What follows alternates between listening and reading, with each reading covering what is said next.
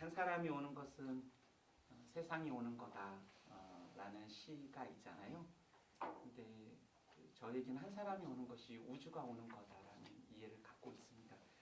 그것은 레슬리 뉴비긴이 이야기했던 것처럼 우리의 마이스토리 한 사람의 인생이 전 우주를 창조하시는 하나님의 그 역사와 긴밀하게 연결되어 있기 때문입니다.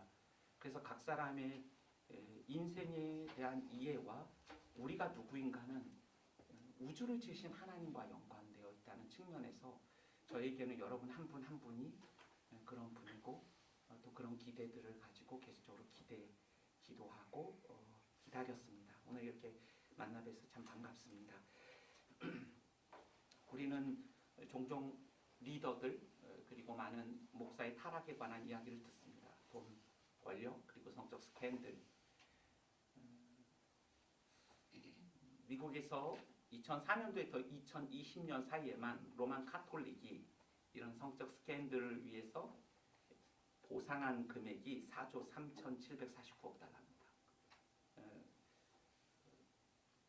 그 외에도 호주 카톨릭뿐 아니라 아일랜드 이런 나라들도 2조에 가까운 돈들을 지불하고 있습니다. 이런 내용을 담은 영화들이 스폴라이트라든가 나우 여러 영화들이 이러한 문제들을 다루었습니다. 근데 비단 이것은 천주교만의 문제가 아니라 남침례교 교단에서도 2019년도에 성적 학대 피해자 보상과 예방 프로그램에 730억 원을 배정했더라고요. 여러분 들어본 적이 있을지 모르겠습니다. 그 존 하우 요더라는 메노나이트 제세례파의 정치 신학자입니다. 그 사람이 얼마나 많은 성적인 그런 일탈을 했고 그것들을 얼마나 조직적으로 그 교단이 막으려고 했는지가 다 만천하에 드러났습니다. 제가 설교 서두에서 이런 이야기를 드리는 것은 단지 리더, 특별히 어떤 목사만의 문제, 로만 카톨릭만의 문제가 아니라 개신교회의 많은 선교사들인 여러분과 제 안에서도 얼마든지 일어날 수 있는 일이라는 것을 다시 한번 상기하는 의미에서 말씀드립니다. 팀 켈러라는 사람은 이 본문을 설교하면서 이러한 목회자의 일탈에 관한 이야기를 잠시 하면서 이러한 현상들이 보여주는 교훈은 여러 가지 있지만 이런 일들이 일어나는 주된 이유는 그 중에 하나는 우리가 경고를 받지 않았기 때문이다라고 말했습니다. 이 본문을 가지고 조나단 에드워드라는 사람은 하나님의 영광을 보는 것에 대한 참 유익함에 대하여 이야기하는 동시에 하나님의 영광을 보는 사람들이 직면할 수밖에 없는 위험성을 이야기하면서 이 말씀을 통해 우리에게 경고합니다. 고린도서 3장 18절에 보면 저희가 하나님의 영광을 보매 영광에서 영광으로 변화된다. 우리가 그 영광을 볼수록 이 세상에 계신 사람들의 눈을 어둡게 하여 그 영광의 광채를 보지 못하게 하였는데 우리의 눈을 열어 주께서 영광을 보게 하실 때 우리가 그 영광의 성품을 닮아가는 그 유익함에 대해 이야기하는 동시에 오늘 우리가 읽은 이 본문을 통하여 하나님의 영광을 본 사람들이 직면할 수 있는 그 위험성에 대하여 경고합니다. 그러면서 조나단 에드워드는 이렇게 말합니다. 여러분은 이 문제에 관하여 상상할 수 있는 가장 훌륭한 감시자가 필요하며 마음을 깊이 들여다보는 분께 가장 진지하게 부르짖어야 합니다라고 말했습니다. 우리 안전한 사람들이 아니라는 것이죠. 영광스러운 소명을 받은 만큼 위험한 존재가 선교사라는 사실을 이 말씀은 상기시켜주고 있습니다. 자기 마음을 신뢰하는 사람은 가장 어리석기 때문이라고 에드워드는 말합니다. 오늘 본문은 우리가 다 읽지 않았지만 여러분들이 다 알고 계시는 말씀이죠. 제가 이 PDF로 이렇게 설교를 보는 것이 아주 익숙하지는 않습니다. 잘못 건드려서 도망갔다가 다시 찾아왔습니다. 낙원에 이끌러 올라가고 주님의 이상과 계시를 받았다고 말합니다. 우리가 다 아는 말씀처럼 그는 환상과 계시를 통해 자만하지 않도록 육체의 가시를 받았고 그것을 없애달라고 주님께 기도했지만 주님은 이 기도에 다른 응답을 주십니다. 나의 은혜가 너에게 과분하며 나의 능력이 너희 안에서 온전하게 되기 때문이다 라는 답을 주십니다. 저는 이 말씀을 그동안 묵상하면서 여러 계시를 받은 것이 지극히 크다는 이 바울의 경험을 저와 관계 있는 말씀으로 생각하지 않았습니다. 저는 이러한 계시를 본 적이 없기 때문입니다. 그러나 이 말씀을 오늘 준비하면서 이 말씀은 선교사인 우리에게 정말로 긴밀한 연관이 있다는 사실을 다시 한번 생각해 보게 되었습니다. 그 이유는 바울만이 이러한 특별한 계시를 받은 것이 아니기 때문입니다.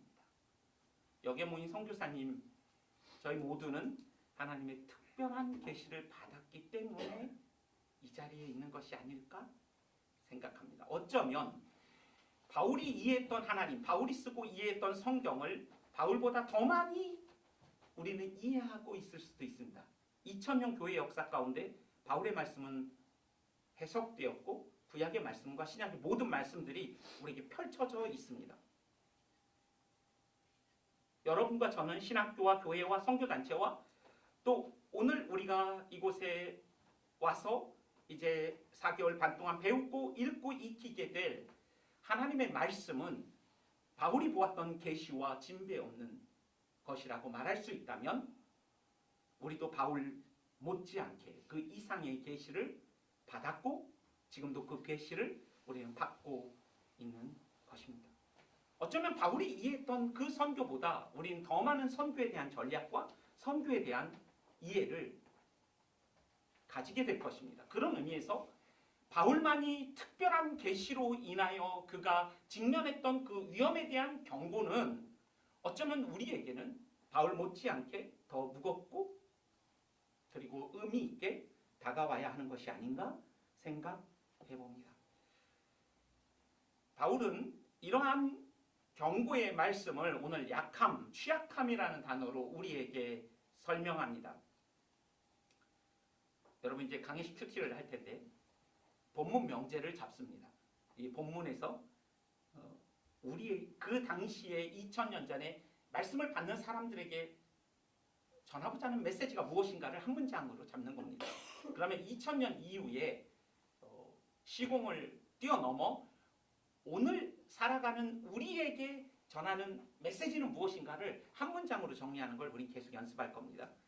저는 그 메시지 명제를 오늘 말씀에서 우리는 하나님이 약함을 허락하시는 목적을 알아야 한다로 잡았습니다.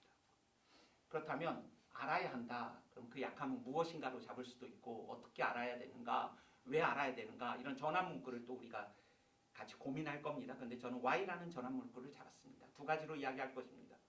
하나님은 왜 약함을 허락하시는가? 그런데 이 약함이라는 모티브를 가지고 이야기하고 있기 때문에 이 약함이 무엇인지, 이 약함은 어디로부터 오는 것인지에 대한 간단한 설명을 빌드업하고 그 다음에 메시지 명제를 따라서 하나님이 우리에게 약함을 허락하시는 그 목적에 대하여 두 가지로 여러분들과 나누려고 합니다. 연약함이란 테드라는 유튜브에서 볼 수 있는 강의 플랫폼이 있죠. 매우 유명한 강사이자 취약함에 대하여 계속적으로 연구해온 학자가 있습니다. 브레네 브라운이라는 사람입니다. 마음가명, 라이징 스트롱 여러 책이 번역되어 있고 굉장히 영향력 있는 사회복지사이자 리서치를 하는 그러한 사람입니다. 그 사람은 자신의 책에서 우리의 약함은 수치심을 불러일으킨다고 말했습니다. 우리가 읽은 고린도의 cultural narrative 안에서 그 문화적 이야기 안에서는 헬라인은 지혜를 구했고 유대인은 표적을 구했습니다. 당시 그리스 문학 호메로스의 작품을 보면 오디세우스도 자신의 꾀를 자랑하고 또 아킬레스라는 사람은 자신의 힘을 자랑합니다. 바울이 섬겼던 고린도 교회의 어떤 취약함 그리고 그 수치심을 일으키는 것은 추천장, 외모, 스폰서, 수사과, 언변, 직업과 같은 외적인 조건이었습니다. 그런데 바울은 그것을 하나도 가지고 있지 않았습니다. 그래서 바울은 그렇게 모진 비판을 감당해야만 했습니다. 21세기 미국 백인 여성이자 중산층인 브레네 브라운은 수치심을 일으키는 연약함, 취약함에 대하여 그 원인에 대하여 외모와 체형과 돈과 직업과 육체 건강 이런 것들을 이야기했습니다.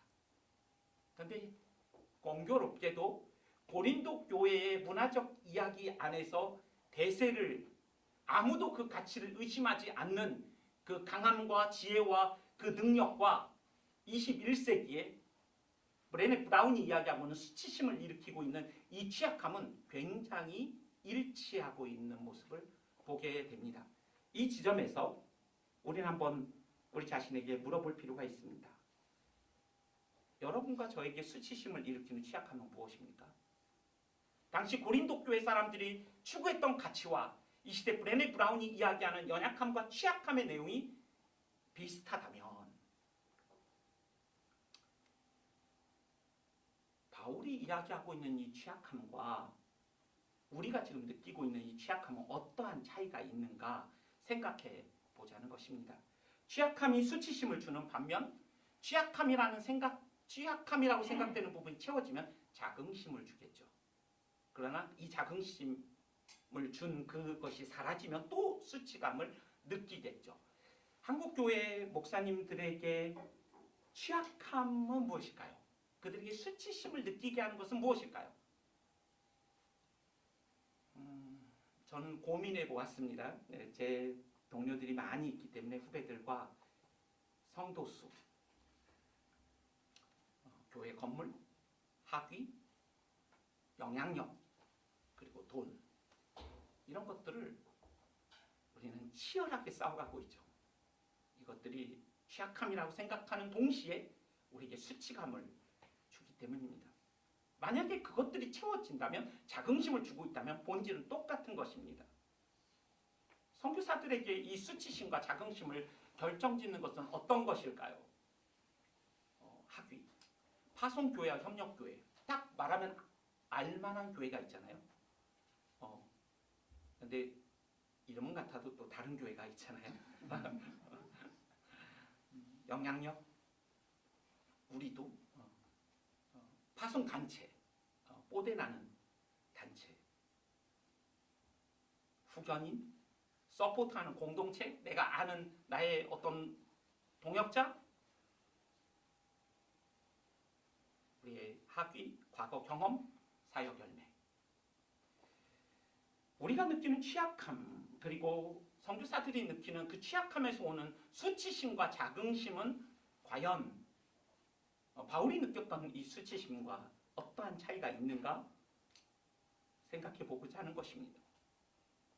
오늘 본문에서 바울은 자신의 약함과 취약함은 표면적으로 육체의 가시, 사탄의 메신저라고 얘기했습니다. 사탄의 사자라는 것은 사람을 가리키는 단어입니다. 전체 고린도서의 문맥에서 보면 히브리인, 유대 지도자, 거짓 사도, 속이는 일꾼, 그리스도의 사도라고 가장하는 이들입니다. 그가 그렇게 사랑했던 1년 6개월 동안 혼신을 쏟아부었던 고린도 교회 성도들과의 갈등, 관계의 가시입니다.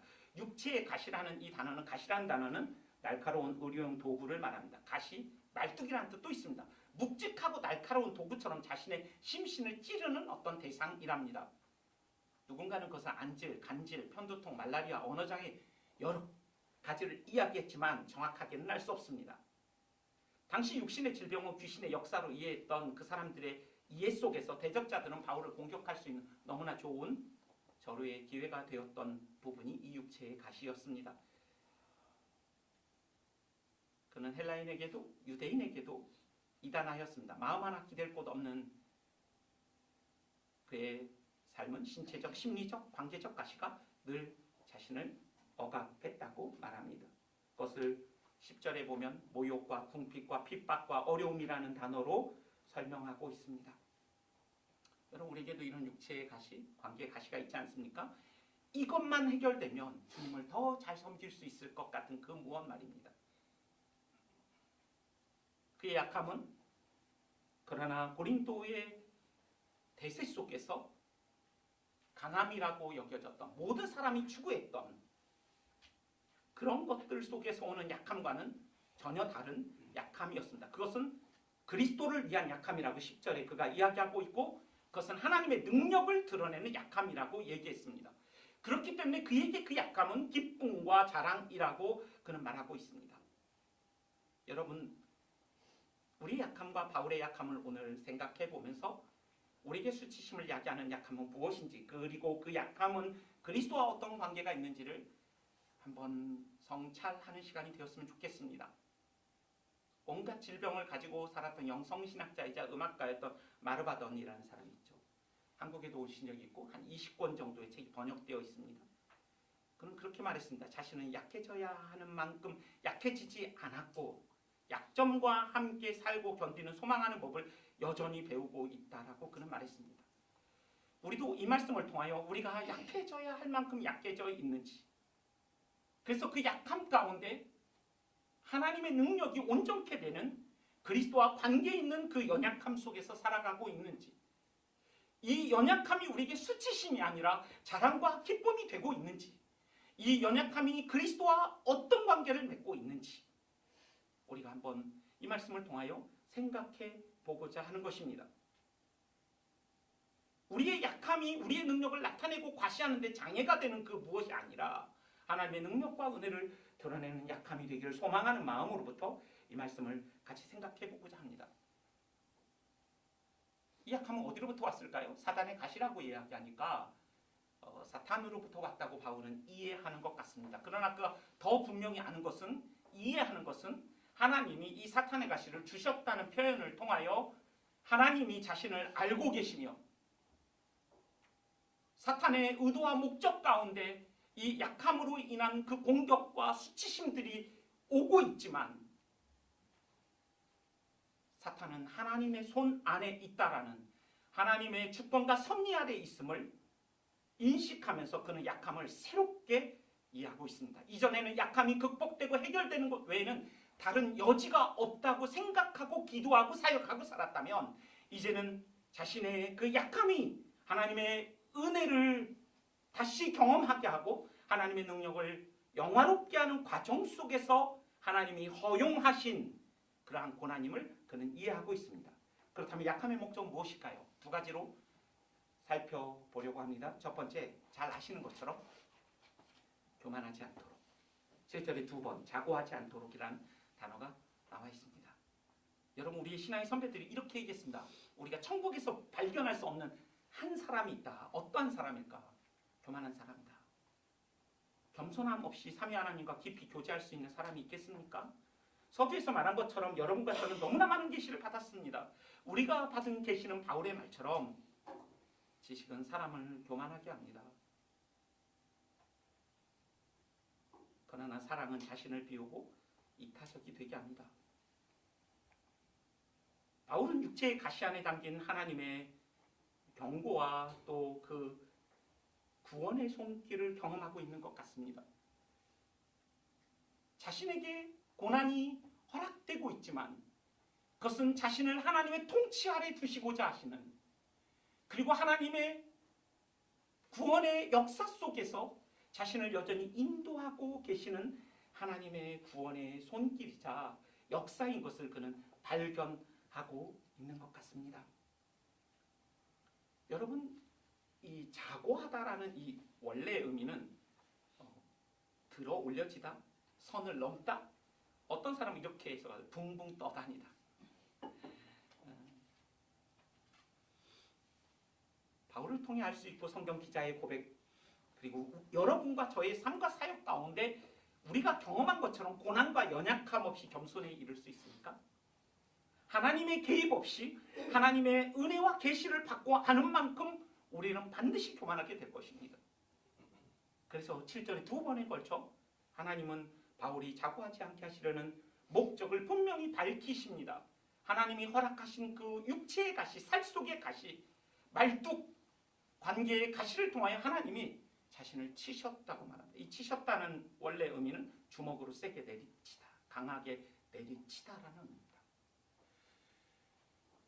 하나님이 바울이 그런 극심한 고통 속에서라도 붕붕 떠다니는 그를 말뚝 같은 가시를 박아서 그로 하여금 겸손하게 하나님의 통치 속에서 하나님의 구원 아래 두셨던 그 하나님의 사랑을 바울은 이해하고 있다는 생각을 해보게 됩니다. 지적이고 윤리적 교만뿐 아니라 해악스러운 그 영적 교만을 막으시는 것이죠. 자신과 자신의 사역을 동일시함으로 가지는 거짓 정체성을 가지지 않도록 그 계시를 본 것이 바울의 정체성이 아니라는 사실을 분명하게 가르치고 싶었던 거죠. 해악스러운 그 교만함으로부터 그를 보호하기 위함인 것이죠.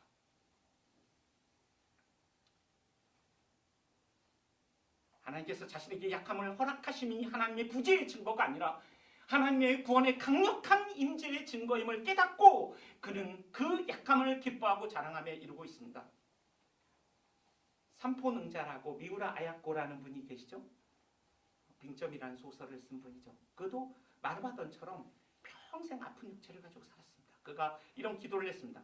하나님 아버지, 제가 아프지 않으면 드리지 못할 기도가 있습니다. 아프지 않으면 듣지 못할 말씀이 있습니다. 아프지 않으면 접근하지 못할 지성소가 있습니다. 아프지 않으면 우러러 만나 뵙지 못할 거룩한 얼굴이 있습니다. 아프지 않으면 저는 인간일 수조차 없습니다. 하나님 아버지, 저는 아팠기 때문에 기도했습니다. 아팠기 때문에 하나님의 말씀에 귀를 기울였습니다.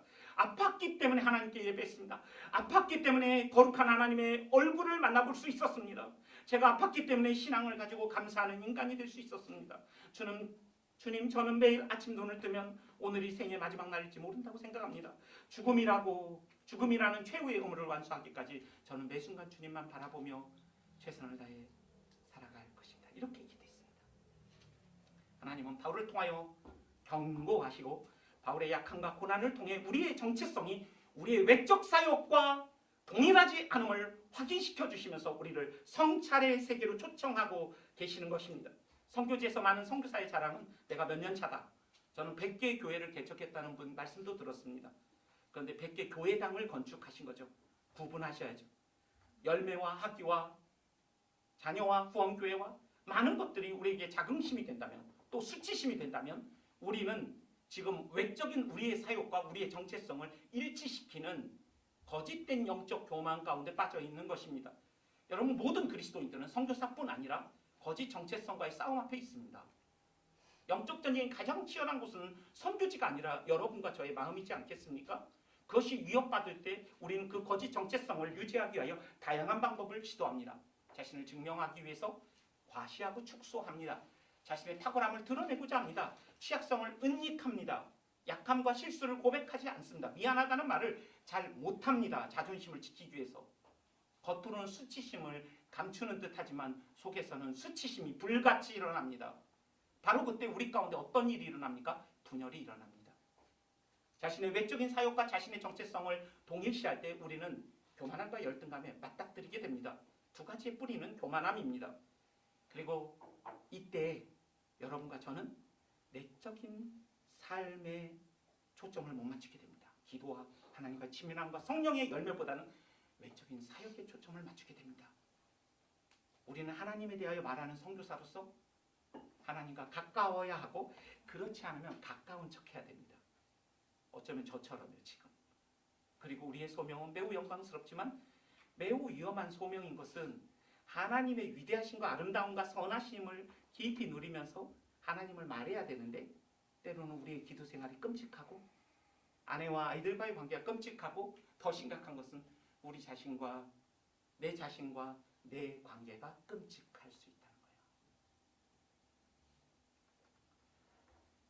말씀을 사랑하지 않는 우리의 모습 속에서 말씀을 전하고 가르쳐야만 할 수 있습니다. 많은 일을 하지만 내면의 평화와 안식과 쉼이 없음을 경험하기도 합니다. 때로는 사람을 감화시키고 변화시키고, 어떤 이들은 우리 때문에 예수를 믿었다고까지 말합니다. 우리의 신앙의 선배는 이렇게 얘기했습니다. 우리 삶에서 은사의 작용을 은혜의 작용으로 오해한다. 우리의 사역과 삶은 우리를 좋은 그리스도인 되게 할 수도 있지만 나쁜 그리스도인 되게 할 수 있습니다. 은사의 작용 안에서 자신이 은혜 안에 있다는 착각 속에서 갈수록 위선자와 바리새인적 경향이 몸에 붙어버릴 수 있습니다. 반면 우리는 날이 갈수록 이타적이 될 수도 있고 온유하고 부드러운 예수님 닮은 성도도 될 수 있습니다. 여러분, 그래서 에드워드는 자신의 책에서 말합니다. 하나님은 유다를 사용하셨지만 그에게는 구원이 없었다. 우리는 기도와 말씀 없이, 하나님과 친밀함 없이 가짜로 행동하는 법에 능숙해질 수 있습니다. 실제보다 우리는 우리 자신이 더 하나님과 가까이 있는 것처럼 행동하고 말하고 분위기를 품어내기도 합니다. 그런 가운데 심각한 결과는 나도 나를 오해하고 다른 사람도 나를 오해하면서 그것들이 강화되는 것입니다. 여러분 우리의 소명 안에 고스란히 담겨있는 위험성과 모순을 인식한다면 여러분과 저 가운데 있는 취약함, 또 우리의 부족함, 또 관계로 인하여 피할 수 없는 그 어려움들을 바울처럼 새롭게 볼 수 있지 않을까요? 자고하지 않게 하시는 하나님의 놀라운 은혜로서 말입니다. 그렇다면 그 취약함을 우리가 기뻐하고 자랑할 수 있지 않을까요? 그러나 세상은 취약함과 고통을 무의미하게 여기고 이를 거절하고 극복해야 할 대상으로 여깁니다. 고통과 취약함은 불필요한 것이기에 이를 추방하려고 합니다. 그러나 취약함과 고통은 우리로 하여금 타자가 우리 삶에 들어오는 공간을 마련합니다. 저는 한병철이라는 사람이 크리스찬인지는 모르겠습니다. 그러나 그는 고통 없는 사회라는 책에서 이런 얘기를 그는 합니다. 고통은 완전한 타자가 들어오는 균열이다. 너무나 공감이 됩니다. 절대적 타자이신 삼위 하나님이 우리의 삶 속에 들어오시는 그 틈, 그 균열은 고통과 우리의 연약함입니다.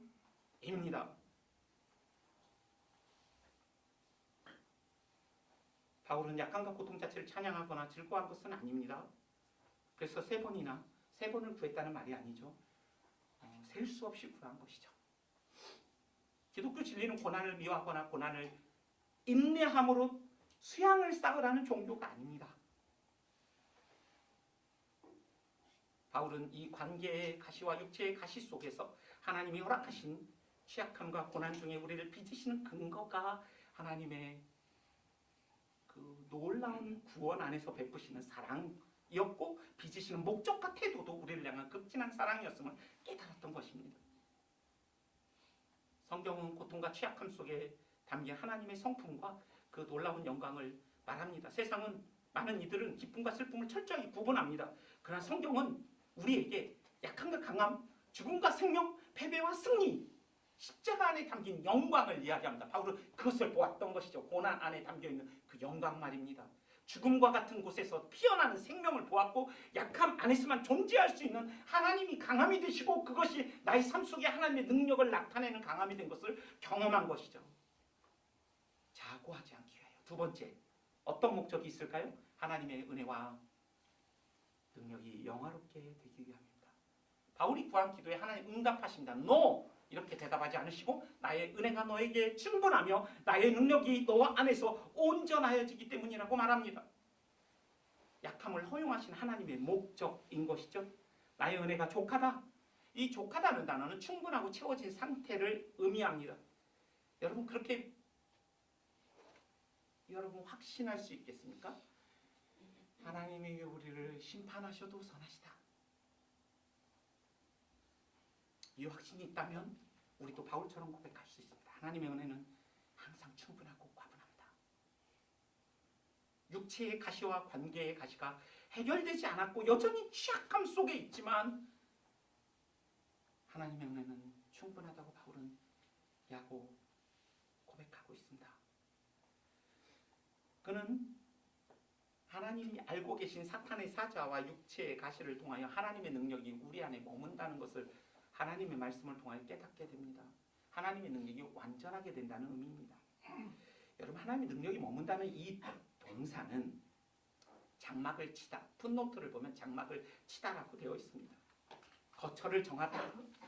그러니까 그 지역에 거주하거나 텐트 치는 거예요. 하나님의 능력이 광야의 지성소에 임하였던 하나님의 영광을 염두하고 하는 말씀인 것이죠. 광야의 삶과 같은 여러분과 저의 삶과 사역 가운데 피할 수 없는 고통 가운데 하나님의 능력이 온전하게 되고 그 능력이 우리 안에 머물 수 있는 그 근거가 바로 이 육체의 가시와 관계의 어려움이었다고 바울은 동의하고 있는 것이 아닐까요?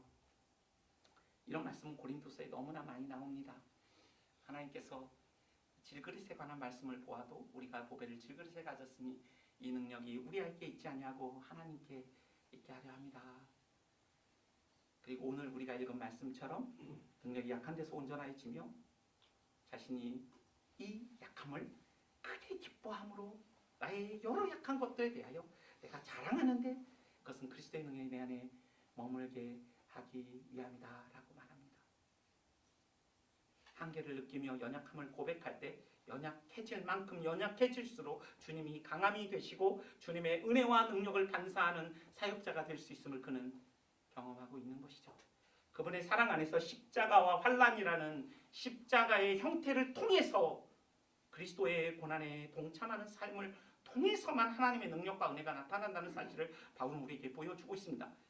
그런데 하나님의 능력과 은혜가 나타날 수 있다면, 그것을 인하여 내가 약함과 고통을 경험한다면 그 처참함과 연약함은 하등의 문제가 되지 않는다고 바울은 이야기하고 있는 것입니다. 모든 것을 잃어버리고라도 내가 찾아야 할 것은 하나님의 은혜와 능력이라고 그는 고백하고 있는 것이 아닐까요? 여러분, 인생에 분명한 목표가 있으면 그 목표는 다른 삶을 통제합니다. 만약 이두환 선생님이 이번 주에 42.195km를 내일 뛰어야 된다면 이두환 선생님이 오늘 치킨, 피자, 순댓국 이런 것만 막 드실 수 있겠습니까? 없겠습니까? 이두환 선생님. 예, 없다고 얘기해 주시면 감사합니다. 예, 그럴 수 없는 것입니다. 분명한 목표가 있으면 다른 삶들은 통제됩니다. 저는 이 말씀 안에서 우리의 궁극적인 삶의 목적이자 성도의 목적이자 선교사의 목적인 하나님의 영광,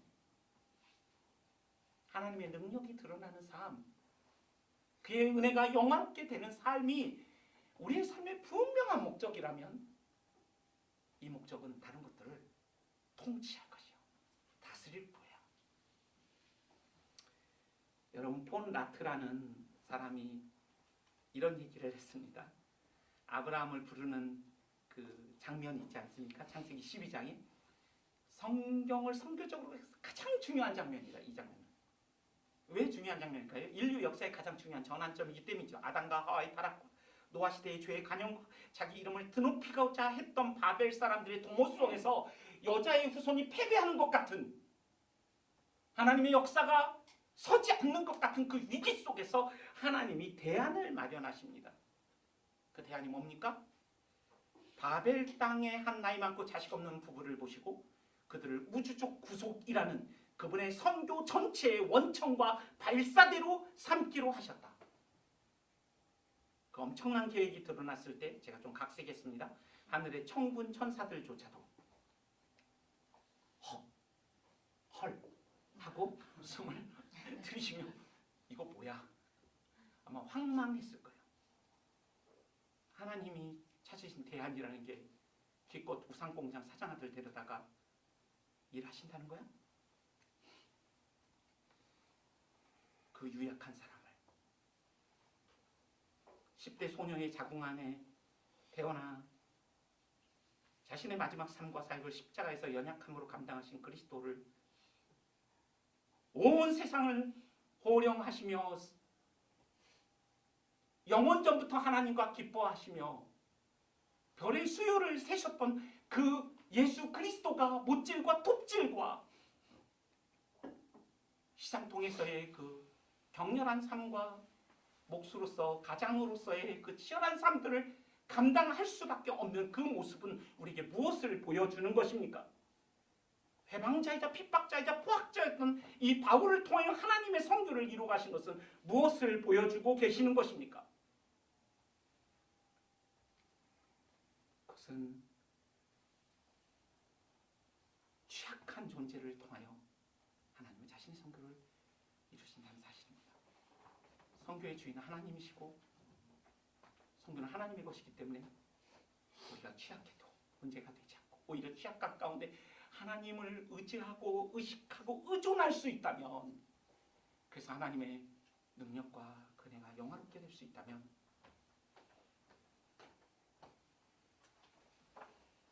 그것은 하나님이 원하시는 선교일 것이고 하나님 꿈꾸시는 선교일 것입니다. 말씀을 마무리하려고 합니다. 하나님의 그 거대한 사랑, 삼위 하나님의 위대한 메타내러티브라고 하죠. 그 거대 서사 안에서 보잘것없는 여러분과 저의 구원 이야기가 만나는 것이 선교이고 오늘 바울의 이야기라고 생각합니다. 그러나 세상의 방식과 너무나 다른 방식으로 하나님이 우리를 부르셨고 우리를 사용하기 원하시는 취약함으로 가득한 우리를 통해 한치의 오차 없이 자신의 구원을 이루어 가시는 하나님의 거대한 히스토리 안에 우리의 이야기가 있다는 이 영광스러운 부름 앞에 우리는 서 있습니다. 겸손한 자만이 들어갈 수 있는 주님의 나라에 합당한 존재로 빚으시는 하나님의 은혜가 언제나 과분하고 충분하다고 우리는 고백할 수 있겠습니까? 복음의 역설인 것이죠. 모두가 원하고 나도 원하고 그것이 없어도, 아니 오히려 그것이 없기 때문에 하나님의 은혜가 과분하다고 말할 수 있는 역설 말입니다. 여러분, 이 GMTC 훈련을 하나의 큰 제자 훈련에 비유할 수 있다, 이런 얘기를 저는 이제 우리 변지수 원장님께 들었습니다. 그렇다면 그 고울은 뭘까? 저는 오늘의 이 말씀이 우리의 고울이라고 생각해요. 그것은 십자가예요. 그것은 하나님의 영광이에요. 십자가에서 하나님의 영광은 가장 찬란하게 드러났습니다. 우리가 추구해야 하는 삶은 무엇일까요? 그 목적은 무엇일까요?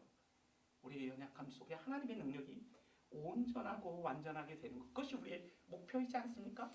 우리 사역 가운데 그리스도의 이름만 드러날 수 있다면 우리의 연약함이 무엇이 문제가 되겠습니까? 우리가 겪는 고난도 무엇이 문제가 되겠습니까?